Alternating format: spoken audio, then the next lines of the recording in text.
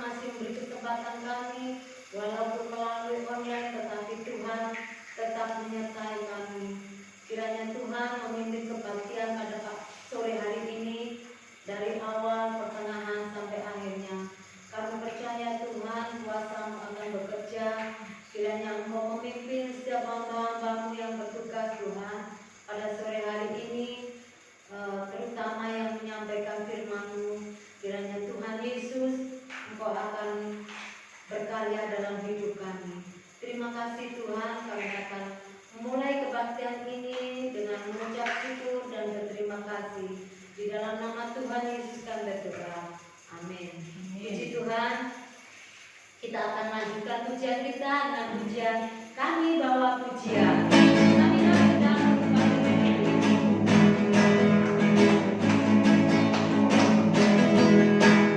kami bawa pujian ke dalam rumah Tuhan. Kami bawa pujian ke dalam rumah Tuhan. Kami persembahkan doa pujian dan syukur.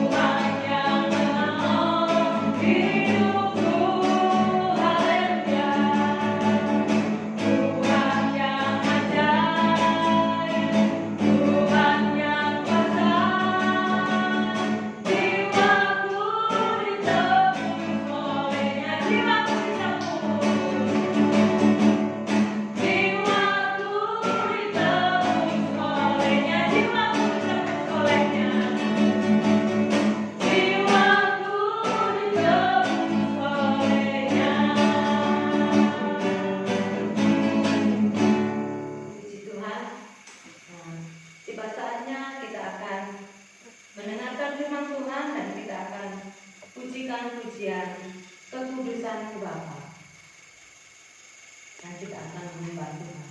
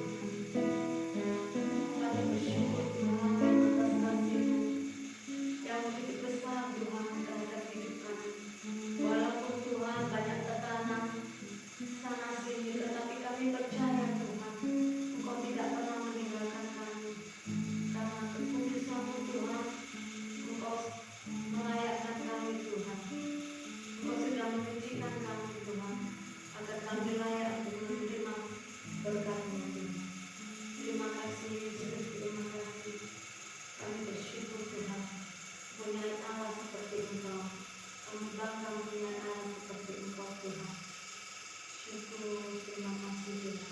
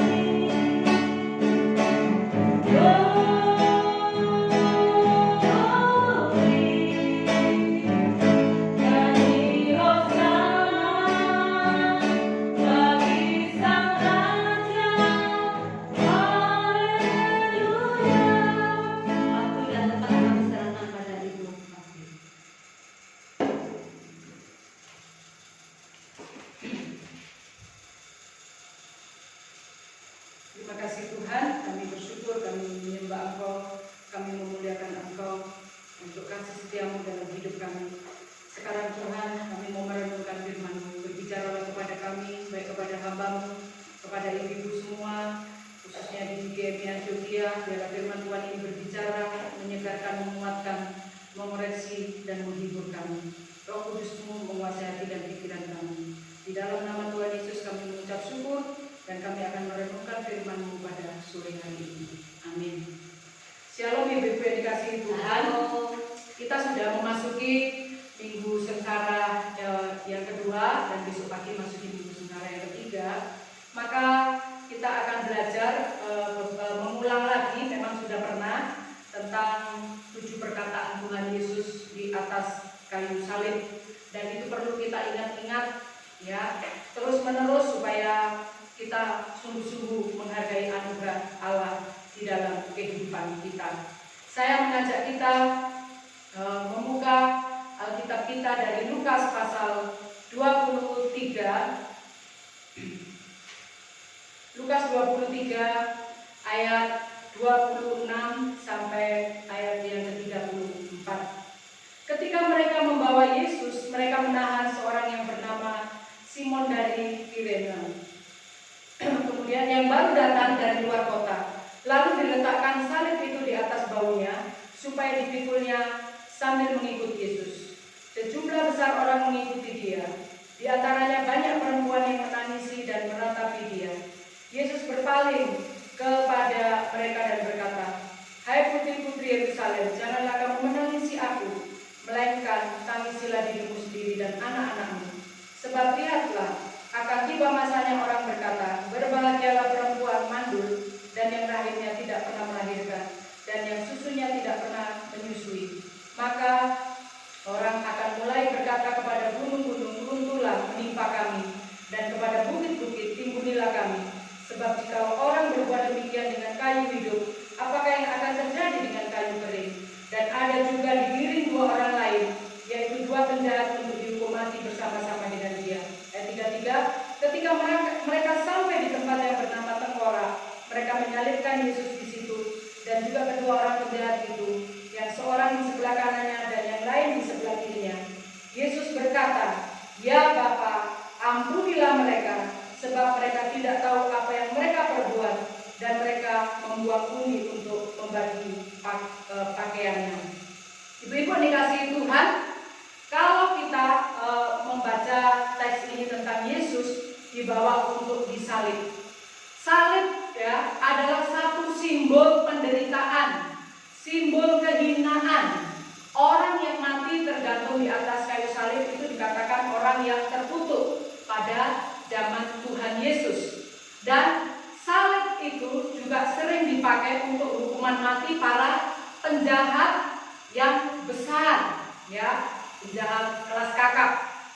Nah, biasanya ketika penjahat atau orang-orang yang dihukum itu disalib, maka yang terdengar adalah bukan hanya suara rintian, tetapi ada umpatan, ada makian, dan saling menjerit kesakitan. Itu merupakan hal yang lumrah, hal yang biasa yang sering terdengar dari mulut orang yang disiksa di atas kayu salib. Tetapi ibu-ibu yang dikasihi Tuhan, Alkitab mencatat ketika Yesus disalib, ia mengucapkan 7 kalimat yang sangat berbeda dengan orang-orang yang melontarkan kematian di atas kayu salib. Dan 7 perkataan Tuhan Yesus itu harus terus kita ingat dan kita teladani. Nah, pada saat yang pada waktu itu Yesus sangat lelah. Karena apa? Semalam-malaman tidak tidur. Dan kalau kita lihat dari luka cambuk, ya, mulai dari tengkuk sampai ujung kaki itu diperkirakan ada 726, ya. Semua luka-luka itu dikatakan darah yang mengalir dari dalam tubuh Tuhan Yesus itu sangat banyak. Dan dengan juga mahkota duri yang menancap di kepalanya, itu kena pembuluh-pembuluh darah yang besar, pasti sangat nyeri. Jadi tidak ada bagian tubuh yang tidak terluka. Nah, di saat juga dia sendirian, ya, di mana pada waktu itu moral, ya, moral, sopan santun tidak ada lagi, dikatakan juga politik, keadilan menjadi gelap. Karena Yesus yang tidak bersalah dijadikan dosa, dijadikan kutuk. Tetapi apakah makian ataupun keluh kesah yang keluar dari Tuhan Yesus? Justru kalimat pertama dari 7 perkataan Tuhan Yesus di kayu salib ini sangat menolong dan saya berharap memberkati kita semua. Di sini dikatakan, "Ya Bapa, ampunilah mereka, sebab mereka tidak tahu apa yang mereka perbuat." Di sini dikatakan, "Bapa, ampunilah mereka." Bapa ini menunjukkan satu hubungan yang sangat erat, ya, Bapa di surga. Dan juga di sini satu kalimat ini menyatakan sifat Allah yang penuh cinta kasih, yang adil. Dikatakan Bapa, ya, seperti seorang anak berkata kepada bapaknya, "Bapa." Ada satu kedekatan, ada satu ikatan kasih. Nah, Bapa, ampunilah mereka. Ini sanggup membalikkan, menghentikan murka Allah atas orang berdosa. Dan juga keadilan yang menyatakan hukuman dan murka Allah atas dosa manusia. Ya, jadi dikatakan ampunilah mereka. Nah, ibu-ibu yang dikasihi Tuhan, dalam penderitaan yang luar biasa, hati Tuhan Yesus berfokus bukan pada kesakitannya. Dia tidak fokus bagaimana dia harus memikul salib dengan punggung yang penuh luka, dengan tubuh yang penuh luka, bahkan mukanya pun tidak berupa lagi, ya, seperti dalam Yesaya. Semaraknya pun tidak ada, hancur semua. Tetapi kita lihat dari kalimat, "Ya Bapa, ampunilah mereka, sebab mereka tidak tahu apa yang mereka perbuat." Ini mengajarkan kepada kita, hati Tuhan Yesus itu fokusnya kepada orang lain. Inilah kasih yang besar. Ia mendoakan tentara Romawi. Dia juga mendoakan para pemimpin agama umat Israel pada waktu itu. Dan ini pun diisyaratkan oleh Petrus. Kalau kita lihat di dalam Kisah Rasul pasal yang ketiga, ya, saya akan bacakan. Di dalam Kisah Para Rasul pasal yang ketiga itu mengisyaratkan bagaimana Kristus atau hati Kristus itu tidak berfokus pada diri sendiri, tetapi pada orang lain. Kisah Rasul 3 ayat 17. Di sini dikatakan, "Hai saudara-saudara, aku tahu bahwa kamu telah berbuat demikian karena ketidaktahuan, sama seperti pemimpin kamu." Nah, kalau kita lihat di sini, Petrus berkhotbah di Serambi Salomo. Mereka tidak tahu apa yang mereka perbuat. Mereka tidak tahu apa itu kasih. Maka itu juga yang didoakan oleh Tuhan Yesus. Ampunilah mereka, sebab mereka tidak tahu apa yang mereka perbuat. Nah, kalimat atau ucapan Tuhan Yesus yang pertama ini juga mengungkapkan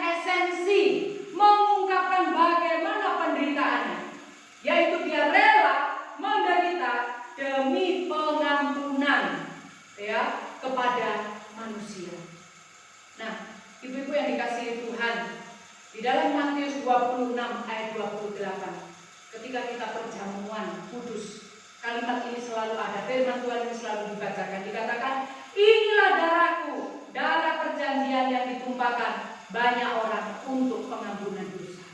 Kalimat ini pun dikatakan, Yesus mendoakan, Bapa ampunilah mereka, juga satu bentuk esensi bahwa penderitaannya itu adalah untuk pengampunan dosa bagi orang-orang yang tidak tahu kasih. Nah, kemudian juga pengampunan pada Lukas 23, kalau kita lihat di dalam ayat yang ke-24, ya, itu juga di dalam yang sudah kita baca ini sekaligus merupakan praktek dari ajaran Tuhan Yesus di dalam Matius 6 ayat 12, yaitu apa? Kalau kita tiap minggu berdoa, ampunilah kami seperti kami juga mengampuni orang yang bersalah kepada kami. Orang berdosa yang sudah diampuni dosanya, maka harus juga mengampuni orang lain. Itu tertulis di dalam Matius pasal 6 ayat 14 sampai 15. Karena sengsara Tuhan Yesus itu dilakukan demi pengampunan dosa kita. Nah, ibu-ibu yang dikasihi Tuhan, memasuki minggu sengsara yang ketiga ini, mari kita renungkan betapa Kristus mengasihi kita. Pengampunannya itu begitu luar biasa. Nah, Kristus fokus pada orang lain supaya memperoleh pengampunan dari Allah. Bagaimana dengan kita?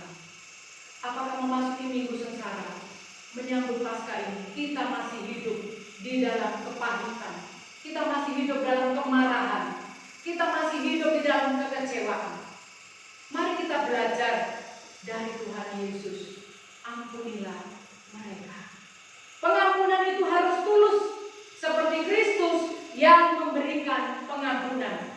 Karena apa?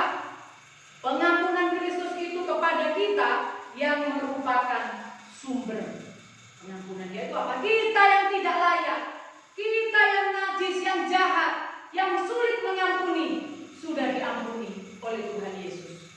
Pengampunan itu harus didasarkan pada pekerjaan Kristus yang mendamaikan dan menebus kita. Ini adalah anugerah. Maka ibu yang dikasihi Tuhan, Kristus sudah mengampuni kita. Darahnya tercurah untuk pengampunan kita dari segala kuasa dosa. Maka berita pertobatan dan pengampunan dosa ini pun harus disampaikan kepada banyak orang.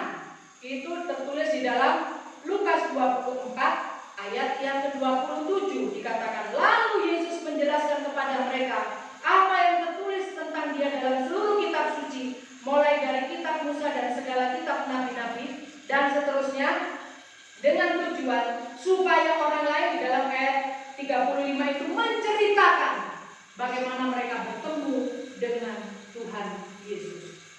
Nah, ibu-ibu yang dikasihi Tuhan, apakah kita sudah hidup dalam pengampunan? Karena kita sudah diampuni oleh Tuhan Yesus. Mari kita mengintrospeksi diri kita.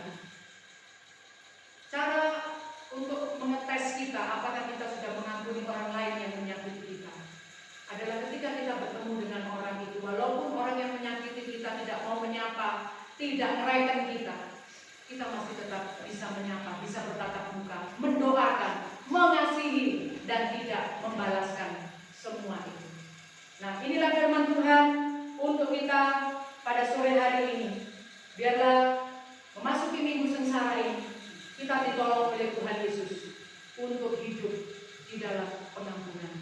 Kristus sudah mengampuni kita, maka tidak layak kita tidak mengampuni orang lain. Memaafkan dengan mengampuni itu berbeda.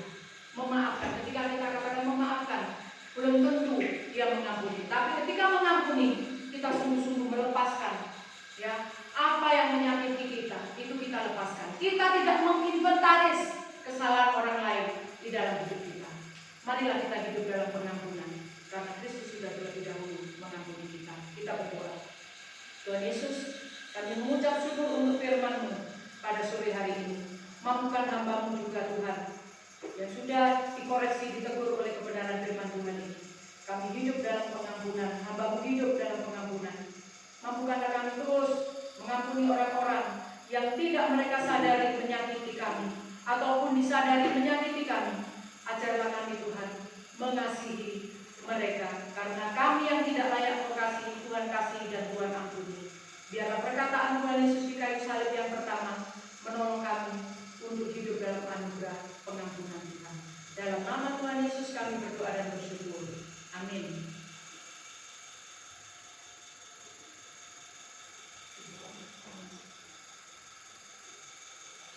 Tuhan, terima kasih atas firman-Nya yang disampaikan oleh Ibu Fatih, di mana Tuhan sudah memberi pengampunan kepada kita dan kita diajarkan untuk mengampuni kepada sesama kita. Puji Tuhan, kita akan memberikan persembahan dan kita akan pujikan pujian begitu besar kasih-Mu.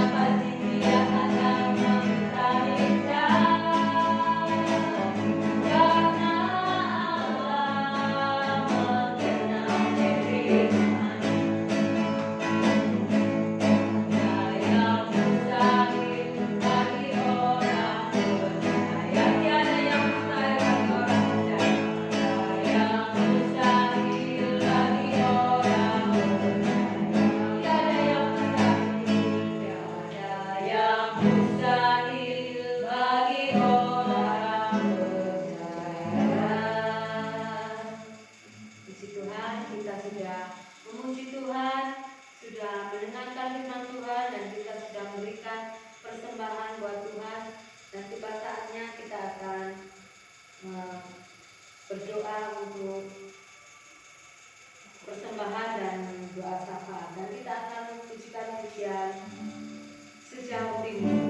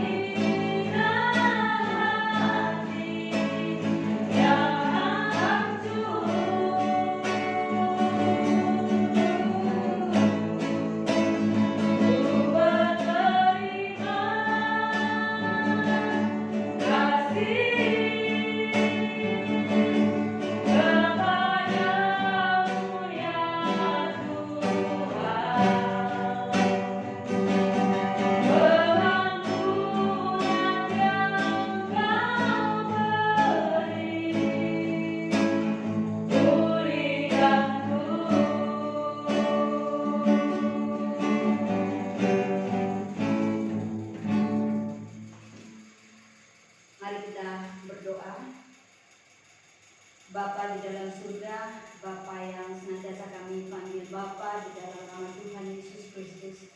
Kami bersyukur padamu pada sore hari ini karena Tuhan sudah menolong, Tuhan sudah memimpin dan memberkati kami dalam ibadah kami pada saat ini.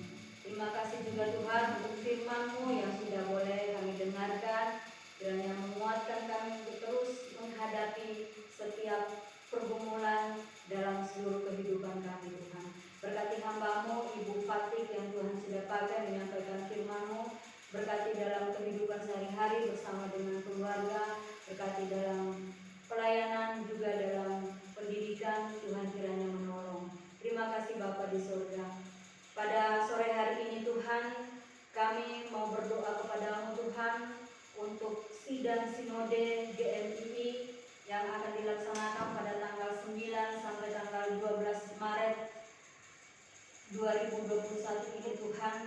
Kami serahkan ke dalam tangan Tuhan. Tuhan memberkati semua panitia yang terlibat, juga untuk semua peserta yang akan ikut dalam sidang sinode ini Tuhan. Kami serahkan ke dalam tangan Tuhan. Tuhan memberkati mereka dengan kekuatan, juga kesehatan mereka. Berikan kesehatan yang cukup bagi mereka Tuhan. Biarlah boleh mengikuti sidang sinode ini dengan baik ya Tuhan. Kami juga berdoa Tuhan untuk semua peralatan yang akan dipakai. Tuhan memberkati, juga termasuk Tuhan untuk jaringan ya Tuhan. Kami serahkan ke dalam tangan Tuhan.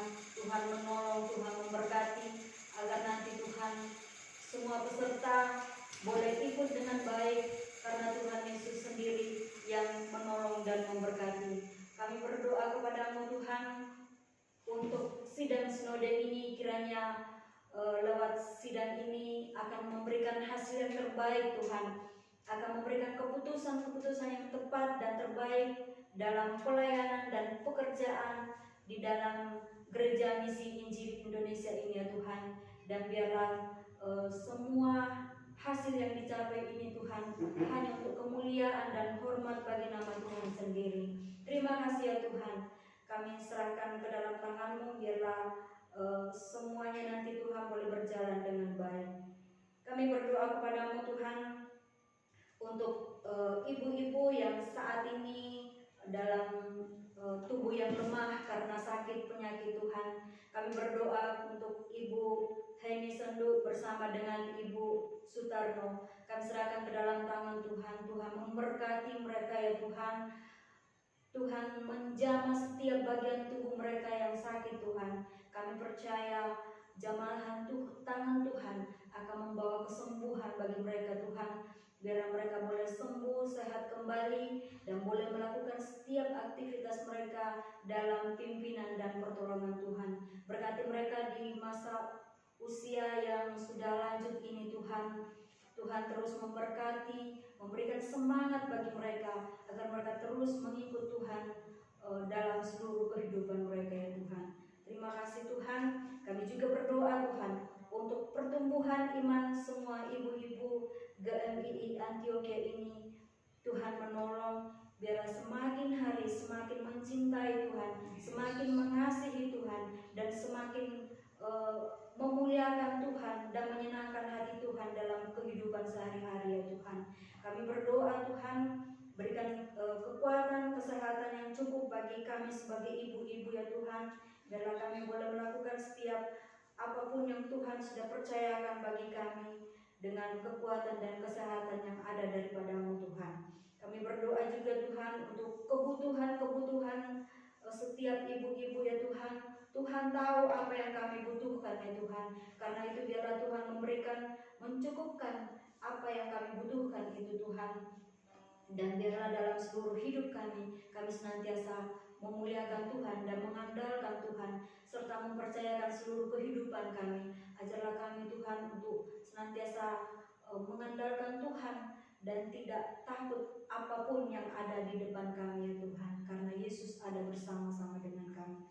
Terima kasih Tuhan. Kami juga berdoa Tuhan untuk ibadah raya yang akan dilaksanakan besok pagi ya Tuhan. Kami serahkan ke dalam tangan Tuhan untuk hamba-Mu Bapak Pendeta Charles yang akan Tuhan pakai untuk menyampaikan firman Tuhan. Berkati hamba-Mu Tuhan, biarlah firman-Mu yang akan disampaikan menjadi berkat bagi semua yang mendengarkan ya Tuhan. Berkati hamba-Mu dalam persiapan-persiapan ini ya Tuhan. Berdoa juga untuk semua yang terlibat dalam ibadah raya besok hari Tuhan, untuk liturgos, singer, untuk pemain musik dan tim sound system dan semua ya Tuhan, juga untuk majelis yang akan melayani Tuhan besok pagi. Tuhan memberkati mereka semua Tuhan, berkati setiap persiapan-persiapan yang ada. Tuhan menolong, biarlah besok hari Tuhan mereka boleh melayani Tuhan dengan semangat dan penuh ucapan syukur kepadamu Tuhan, dan biarlah pelayanan besok hari boleh berjalan dengan baik hanya untuk kemuliaan dan hormat bagi nama Tuhan saja. Terima kasih ya Tuhan. Kami serahkan seluruh doa-doa kami kepadamu Tuhan, karena kami percaya Tuhan Yesus akan selalu menjawab setiap permohonan kami sesuai dengan rencana dan kehendak-Mu ya Tuhan. Dan akhirnya Tuhan, kami akan mengakhiri ibadah kami pada sore hari ini. Kiranya kasih karunia daripada Tuhan Yesus Kristus akan terus memberkati dan memelihara kami ibu-ibu, mulai pada saat ini sampai selama-lamanya Tuhan Yesus datang kembali. Di dalam nama Tuhan Yesus yang adalah Tuhan dan Juru Selamat kami yang hidup. Amin.